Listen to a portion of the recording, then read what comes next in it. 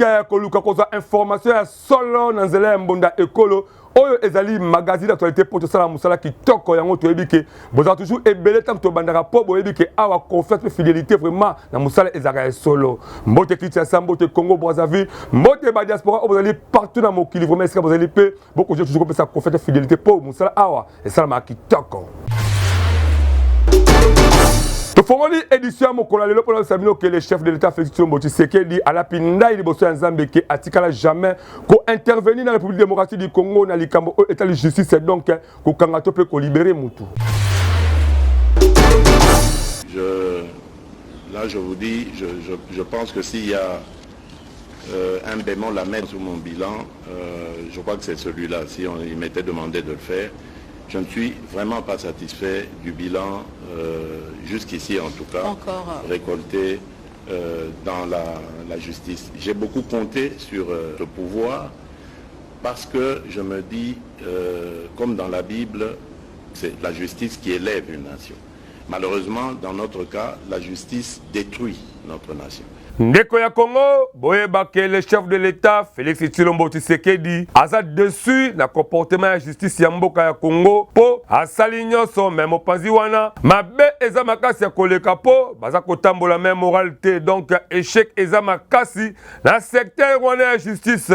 Kutu asegi réforme, et salema na appareil judiciaire ya République démocratique du Congo, et surtout que justice ya malamu, pe ya malongande, etombola mboka. Aza pe clair ya koloba atikala jamais ko intervenir na mboka oyo pona kosenga arrestation to pe libération ya mutu po alingaka justice ezala indépendante kutu akataki lai na misu ya nzambe ayebi ke ba critique eza mingi oyo régime na ye eza kozwa suite ya ba arrestation préventive et surtout que mingi bakalisaka soki bakangi mutu pe batie na prison en attendant jugement na ye pe ba libéré ke ba intervention et outaka na l'état zokande waya tokosenga kaka justice ayeba kosala musala kitoko po lokoso na corruption eleki trop na secteur wana toujours na likambo ya mwana mboka Félix Tshisekedi ozali chef de l'état alobi ke aza kozwa guerre lokola option suka pour ko régler ba conflit entre République démocratique du Congo na Rwanda.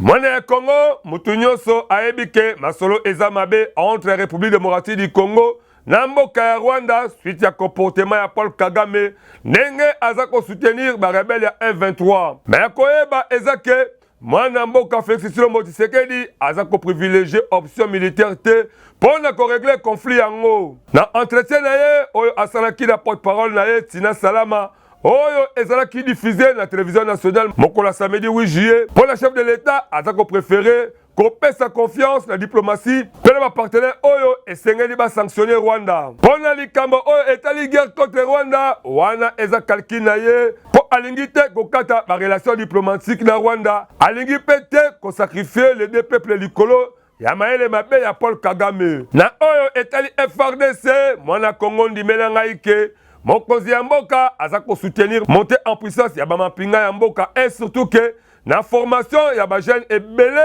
ndenge bakoti na armée yango esali kitoko makasi biso tobeteli kaka mbunda po masolango pe ekeleka kitoko boye bake na ngambo ya opposition président Envol Delice Sanga abengisi population ya Bandundu ville ba participer massivement na ba élection 2023 pour na ko sanctionner régime actuel ya mwana mboka Félix Tshisekedi mais dini kambe apesi histoire yango. Président ya parti Envol pe candidat na prochaine élection présidentielle Delice Sanga akendeki na ville ya Bandundu chef-lieu ya province ya Kwilu pona kosolola na population ya kuna mokolo ya samedi 8 juillet 2023 na tina ya likambo oyo etali ba prochaine élection législative na kokoma na ye opposant Delice Sanga akutanaki na population pona kotalisa bango pe ko témoigner attachement na ye envers bango oku ya masolo na ye na population Delice Sanga asalaki appel pe abengisaki population ba participer massivement na ba élection payé alakisaki bango quelques méthodes pour na lutter contre fraude électorale asukaki wana te toujours au cours ya masolo Delice Sanga attiraki attention ya population ya Bandundu ville ya comprendre part massivement na ba prochaines élections pour na empêcher continuité ya actuel régime Président ya parti Envol alobaki que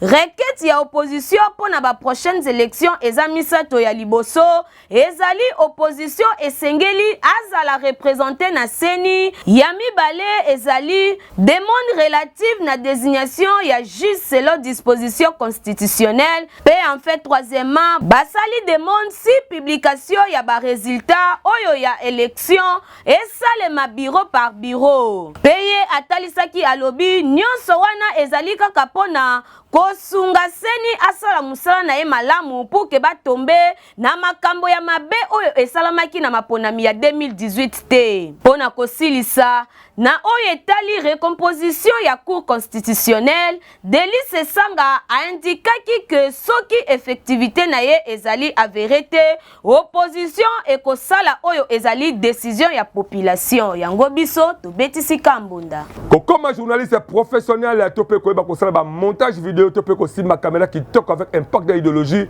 centre de formation média indépendant eza ko former bino na ndenge mongo ya professionnel pe na ba qualité moko ba standard international tolanda élément oyo. Voulez-vous apprendre et devenir journaliste? Les centres de formation médias indépendants procèdent au recrutement des nouveaux candidats pour une nouvelle session. Que vous soyez diplômé d'État, homme de Dieu, docteur ou qui que vous soyez, les centres de formation médias indépendants met à votre disposition les filières ci-après. Le journalisme, la prise de vue, le montage vidéo. N'hésitez pas de nous rejoindre car ici, la formation se donne avec les professionnels des médias. Chez nous, c'est de l'expérience et du professionnalisme. Pour tout contact, appelez-nous au plus 243 89 81 81 097 ou appelez-nous au plus 243 99 37 45 722. Je répète, appelez-nous au plus 243 89 81 81 097 ou au plus 243 99 37 45 722. Nous sommes les centres de formation médias indépendants. Faire coalition FCC Kachende ezalaka plus grand regret à chef de l'État Fiston Motiseke dit na maloba na ye oyo alobaki samedi tolanda image pe commentaire. Ndeko ya Congo boyeba ke na masolo ya chef de l'État Fiston Motiseke dit alobaki samedi ba question ezalaki mingi mais na oyo etali regret na ye azalaka nango mokozi ya mboka alobeli mingi likambo ya bokabwani ya coalition ya FCC na cash alobi ke azalaki investi pe ngambo ya FCC bazaki gestion mais mpo na ye eza déjà passé sikoyo esengi ko-expérimenter makambo ya sika kolakisa na bandeko ya FCC ke bakoki pe ko-changer makambo pacifiquement pe na bondeko po Congo ebongwama malheureusement bango bandeko ya FCC batikala kaka na makanisi ke pouvoir esalema mpo na bango ya koyeba eza ke coalition wana FCC cash ekatana depuis décembre 2021 pe masolo ekoma na union sacrée de la nation donc mbongwama esalema makasi na Kabila union sacrée de la nation ekoma plateforme politique avec objectif ya kopesa mwana mboka Tshilombo deuxième mandat na majoritaire qui toko na parlement na ba élection de décembre 2023 na ngabu ya FCC mwana mboka bondimela ngai bango balobaka ke eza violation ya constitution na ba nomination ya ba juge ya cour constitutionnelle. Par contre Félix Tshilombo Tshisekedi aza satisfait na instauration ya gratuité de l'enseignement primaire. Biso mbonda ekolo magazine d'actualité tokosenga kaka ke nyonso eleka kitoko pe 2023 peuple alingi vraiment aleka na ba urne a sanctionné apona omoto omotema na ye elingi demande ke Congo pe démocratie ekende liboso yango tobetisi kambunda boyeba ke après ba conflit communautaire ya territoire ya Kwamut ba structure ya santé eza toujours fermé na village bisi ya la pe basi bakomi kobota la banda ku pasia en tout cas me dit quand même apesi commentaire na image oyo. Une année après début ya conflit communautaire na territoire ya Kwamut na province ya Mai-Ndombe, ba structure ya santé eza toujours fermé na village Bisiala oyo ezali na route nationale numéro 17. Personnel ya santé akimaki tango ba violence ya ba milicia mobondo oyo esalaki incursion na village oyo na 2022, babomaki, bapiyaki pe basalaki ba dégâts ya ndenge na ndenge vis-à-vis na population. Prise en charge sanitaire eza très compliqué na village Bisiala. Basi bazali kobota na bandako depuis plusieurs mois pe bazali ko bénéficier ata na soins prénataux te. Généralement bazali ko sala recours epai ya ba vieille jugée expérimentée pona kosunga bango babota malamu. Pire encore, d'après témoignage ya basi bana ya sexe masculin bazali ko sala bango ba circoncision na ba lame de rasoir. En cas ya malade na moi tope na butu, certains parents basalaka déplacement tina village Menko à 7 km pona kokende ko faire soigner bana na bango. Mingi baka ya décès et komelaka bango na banzela. Na titre ya rappel esengeli boyeba ke village Bisiala ezalaki attaqué na mois ya septembre 2022 par ba miliciens mobondo pe batu bakufaki ebele kuna d'après information oyo ba habitat balobaki. Village etikalaki presque vide après déplacement ya ba habitat oyo majorité bakendeki na Bandunduville na yango actuellement Bisiala eza habité à près de 60% d'après témoignage ya population oyo ezali sur place. Yango biso awa to betisi kambunda. Bamibi bakoma trop na likambo oyo etali ba reportage mais bon continuer ko pesa confiance et fidélité na monde école agence pour kuna musala esala kitoko pe ko éléments na ba qualité moko kitoko.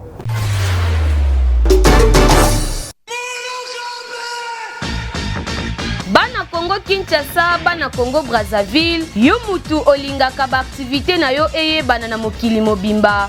Mbonda ekolo agence epesi bino opportunité ya kosalela bino ba reportage ya kafu. Ezala activité politique, socio-culturelle, économique, religion, sport, conférence. Awa na mbonda ekolo agence ezo salema avec professionnalisme pe eza na prix moko très abordable. Esuki wana te ende konangai keba na ba reporter ya muyibi oyo bayaka kozwa ba image pe elekaka nango na télévision te kasi awa na mbonda ekolo agence nyonso ya filmage, modération, réalisation, photoshooting ezo salema avec un partenaire idéologie parce que awa tokanga masolo pena oyo etali image yebake okozwa yango pe ata na format ya YouTube.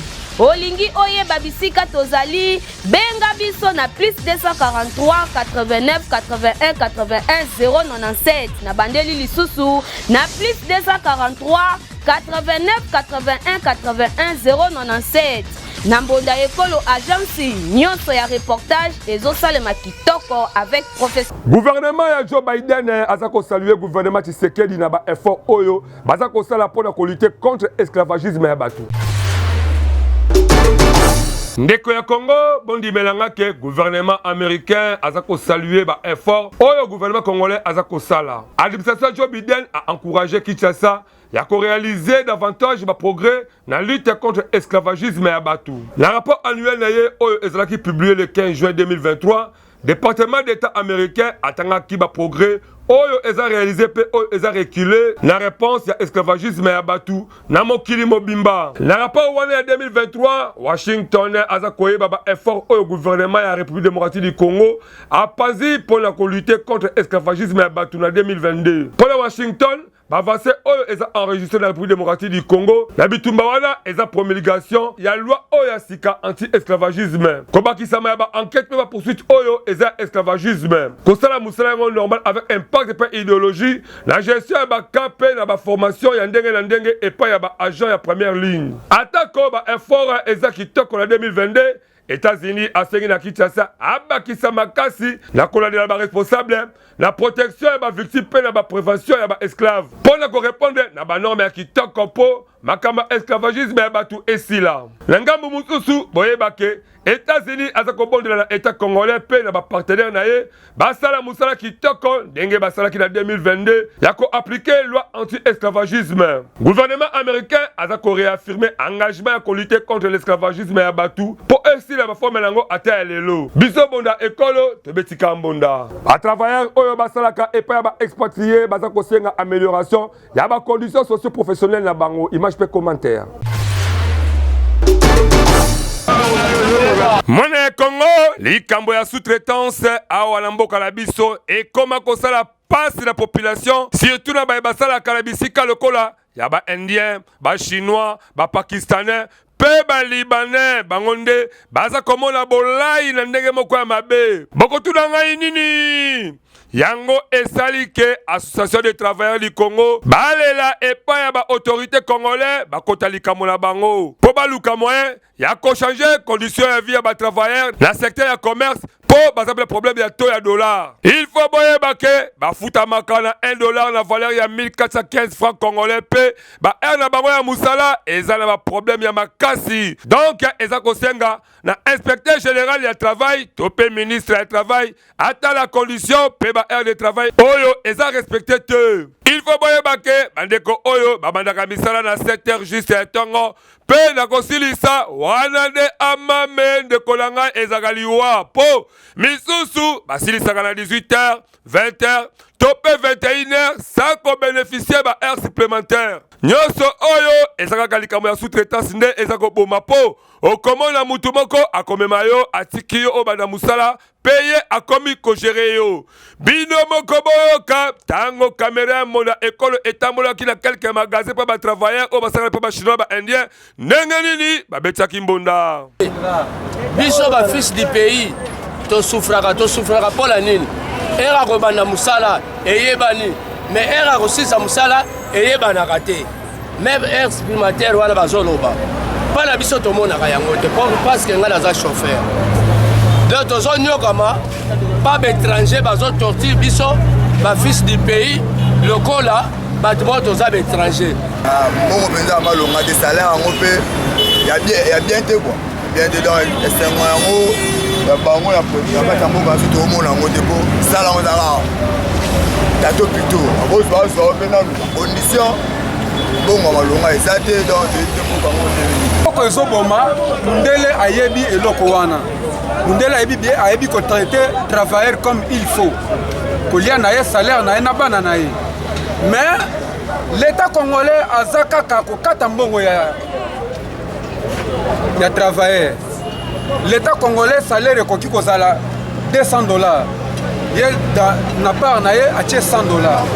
Donc eza l'état ya Congo nde moto eza koboma eza faute ya bendie to bachinois te mpona kofuta eza mibeko bafutaka problème ezalaka epai ya bato na biso bapartenaire na biso ya bacongolais. Awa eza kosala vraiment pasi po eza kaka forme ya esclavagisme yango toza kosenga na ba autorité ya mboka boyebake na secteur oyo ya commerce ya ba expatrié chinois indien pakistanais pe libanais ba misusu en tout cas esclavagisme eza makasi ya koleka somo congolais esclave ya bapaya na mboka na ye moko biso tobeti kaka mbonda po toseki vraiment implication ya bakondisilo te pasi na pasi.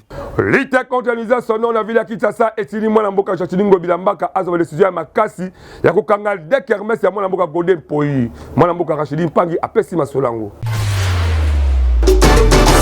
Lutte contre nuisance sonore na ville ya Kinshasa mwana mboka Jacques Ngobila azwi décision ya kokanga de kermesse ya Golden Poi na commune ya Kalamu na Limete po eza kotia embouteillage pe baza kosala ba tapage sonore o eza ko déranger ba paisible citoyen. Esengeli koyeba ete président ya assemblée provinciale Golden Poi yena Jacques Ngobila ekoma mpuku nani yawo komba oyo esengeli ba médiateur bakota Golden Poi o aza déchu na ba fonction na ye epa ba député provincial ya ville ya Kinshasa pona ba greffe o ba reprocha kiye na yango gouverneur ya ville ya Kinshasa mwana mboka Jacques Ngobila azwi ba mesure ya ko sanctionner de kermesse ya Golden Poi selon ye baza kosala ba tapage sonore pe eza kotia insécurité na ville ya Kinshasa pe asengi na bourgmestre ya Limete pe ya Kalamu ba faire respecter ba mesure oyo pe apesi mitindo na mwana mboka Silvano Kasongo commissaire provincial ya la police ya ville ya Kinshasa azwa ba disposition pour na application ya ba mesure oyo affaire oyo eza à suivre biso tebetisi kaka mbunda.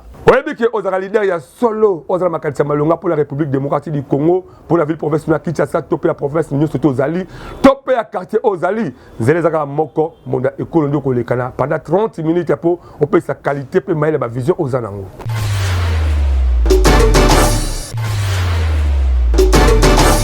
Congolais, Congolaises, yo mutu ozalaka na idée ya développement ya RD Congo, magazine bonda ya ekolo baleki ya Yezu apesi bino opportunité ya koya ko exposer ba vision na bino pona bolamu ya ekolo mobimba. Botala bino moko tomesana koyamba batu na plateau na biso po mutu na mutu atalisa vision na ye. Yo mutu oza na ba idée ya malamu olingi mboka ekende liboso, magazine bonda ya ekolo afongoleli bino ba porte yaka o contribuer na développement ya mboka RD Congo. Oyo ayebi ke aza vrai leader sala lokola baninga yaka na plateau na biso parce que eza seule adresse oyo eyambaka ba leader ya makasi pe ya solo. Tala ndenge ba leader bazali koleka moko na moko, bazali koyamba bango epai ya mwana mboka Alain Dewa na Medrine Kambembe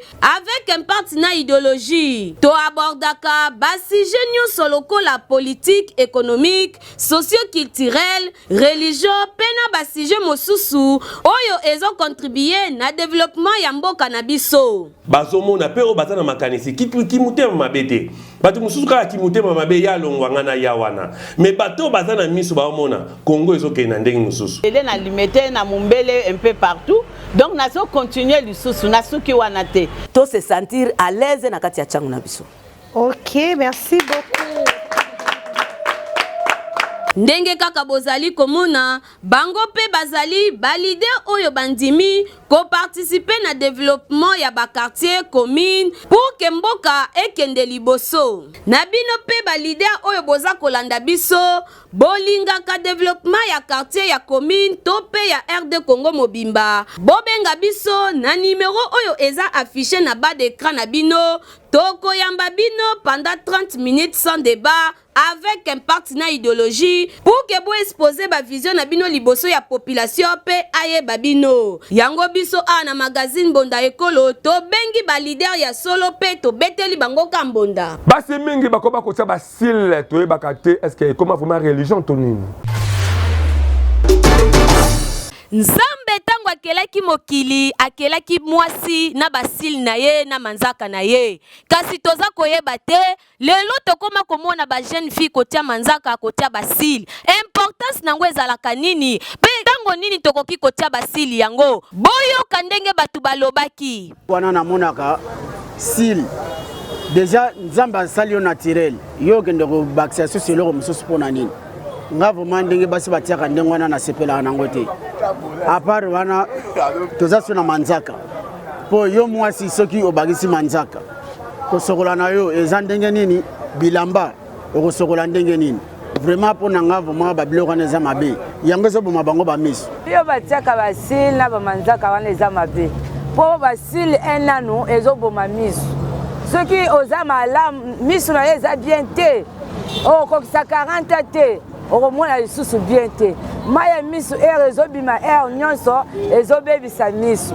Manzaka ezape kitoko te. Ezaka signe ya diable. Toko senga na bandeko na biso bana basi boye baka utilisation ya basil pe ya banzaka. Tango nyonso esengaka te kaka kotia manzaka, esengaka te kaka kotia sil. Parce que parfois ekoki kobebisa miso na bino, parfois pe ekoki kobebisa manzaka, parfois pe ekoki ko empêcher yo kosala musala. Toyeba ete basil totia kango moko na tango ya bafeti, manzaka pe memma. Kasi bana basi tokomi kolekisa ndelo. Totika eza malamu te. Tobetika kambonda. Pona nini boye rubrique oyo longolaka bino ba souci ba stress mwana mboka Wilfried Sambani proposer le biso lelo. Nazo yeba te bato nyonso toko voter bako sala eloko moko te. Bon biso tokolobela makambo mingi ya courant pourquoi courir tambola mabe. Pona nini boye? Pona nini boye? Pona nini boye ya mwana nde kitoko. Ngai pe komo na ngai mama mo Kristo na Pascal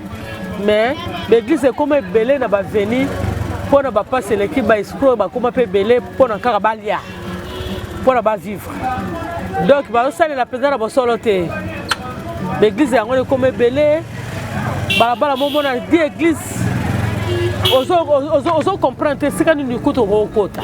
Merci beaucoup. Ngai komona ngai Oscar Kamana. Les losoki na balabala est commis 4 églises 5 églises et loko ya liboso ezaya kolobi ke soki ozaki na petit na yo bana kobetela mbunda na petit bana kobetela mbunda muno zo gérer bien te ça veut dire mais vous savez déjà s'éloigner ko s'éloigner tellement sigi nani goût ya bunzambe c'est ko tikati na c'est quoi ko kende nanu ba former yete ba sendo ko moko songo te mbala moko asali groupe de prière mbala moko andi ko mibenga lokola pasteur c'est-à-dire eza bazo luka balar na bango moyen ya ko vivre moyen ko laisser mabota na bango parce que ceux qui bazali ke ba servir nzambe na veni moko ba ko sanga na bango nyonso place moko basa l'église moko po ba servir nzambe comme les intérêts ya mabota na bango na ba famille na bango yango zomona ba biloko wana biso moko toki ko sanga na église moko na quartier biso nyonso to proye sika moko mais omona kete omona baolandela bambongo na bango po basunga balibota na bango ba famille na bango basi na bango na bana monike bakaboli beglise bongo caricature obolingaka mingi ya mwana mboka Jesse Jemba Koko tiri elongo na Ingrid Mateta nini bo proposele biso na kata machine tolanda bandeko ya Congo boyebake bibota bandeko la biso ya basi ekoma kosala soni okomona abota bana mibale misatu la tata pe akoma kosundola bana epa ya mama na bango po mama na bango azwaka charge ye moko mwana mwasi kaka mutambola pipa muke kobiba akipaka lisusu bana te toyebaka te babotaka mpona nini yango boyoka sagesse ya caricature lelo lokola azokende ambiance kasi mwana abandi kolela tala Melissa ndenge atomboki kokamwa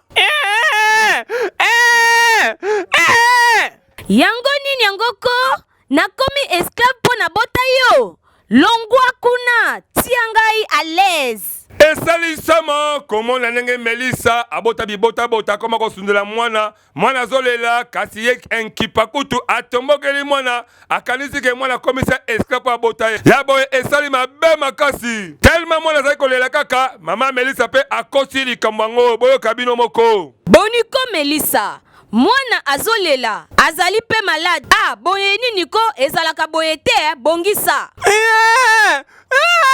mama te mama na lembi nabima lisusu te likolo na ye malade soki akokufa akufa na ye ngai nabengisaka ye te akufa na ye kaka esali pasi Melissa abota mwana kasi kozwa soya mwana te ye kaka kobima toyebi te na kobima la pe riske pe akozwa lisusu zemi mususu yango le petit mikendo depa epa le ventiri yoka ndenge abetisi se te ventiri bafille ya lelo bakoma ndenge babotaka mpo na nini le ventiri pe na ngambo na ye mwana Kongo yoka ndenge apesi sagesse na ye ezaleli mabe kasketi na ntango oboti yeba pe kobokola bongo bana ya boye bapapa na bango bazaka wapi elenge bokola mwana na yo tokosenga kaka na bandeko basi yebaki ntango bozwaka bazemi boza kobota bana boyebaka pe kozwa so ya bana na po bana na nde bango nde Kongo alobi na yo ndeko mobali omesala kotia basi bazemi tala pe lelo facture basi badimi wana ba $500 luka obala obota pe zwa encadrement ya bana na yo po Kongo alobi yango nde na bana oyo tozobotaka yango tobesika mbunda merci po boyebi ke tokomi vraiment na suka édition ya mokwalelo oyo epesamaki avec impact na idéologie po yango nde ezalaki seul moyen bozwa ba information ya solo ndenge mboka eza kotambwisama mais bon continuer toujours à s'abonner massivement la chaîne YouTube la biso bona école officielle et en plus ba publicité la bino ba sport la bino qui toko ba église to pe ba cérémonie to pe ba conférence ya ndenge la ndenge c'est l'adresse école avec impact idéologie ba ba somba yango ezaka na magazine bonda écolo merci à Wilfried Samba merci à Ingrid Mateta merci à Mpangi Rachidi pe na Medina Kambe menga à la présentation to la prochaine maso kolo yesu azongité je vous aime beaucoup bye charge Bonda école nde eza kilo boya merci na bino